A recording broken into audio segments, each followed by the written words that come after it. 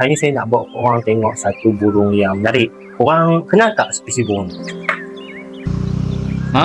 Inilah spesies burung yang saya nak tunjuk kat korang tu.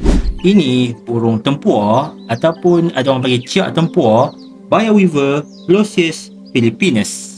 Burung tempua atau Bayar Weaver ni terletak dalam keluarga Glossidae, dan keluarga ni adalah keluarga untuk burung-burung pesering yang bersaiz kecil. Tempua ni ada di bawah jenis Glossius, dan jenis ni ada 66 spesies yang berbeza. Burung ni boleh ditemui dari India hinggalah ke Asia Tenggara. Ia mendiami kawasan macam padang rumput, kawasan pertanian dan hutan sekunder. Di luar musim mengawan, jantan dan betina burung tempua atau Bayar Weaver ni nampak sama je. Warna badan dia berwarna coklat, dengan kepala tu ada kuning-kuning sikit, tapi nampak jelas jalur coklat dekat bahagian crown, dekat bahagian kepala dia tu. Tapi apabila masuk musim mengawan, jantan ni dia akan berubah warna. Dekat bahagian crown dia, kepala dia, dan dekat bahagian leher dia tu akan terselah warna kuning keemas-emasan.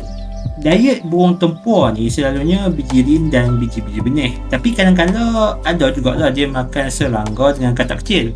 Istilah weaver dalam Bayar Weaver, common name bagi burung tempua, datang daripada istilah anyam. Ni merujuk pada kebolehan burung ni untuk menganyam sarang. Dan kalau korang nak tahu, burung tempua ni adalah arkitek burung yang sangat genius. Kenapa saya cakap genius? Sebab cara pembinaan sarang burung tempua ni, Masya Allah, ia sangat berfasa dan sistematik. Ia akan siapkan satu bahagian ke satu bahagian.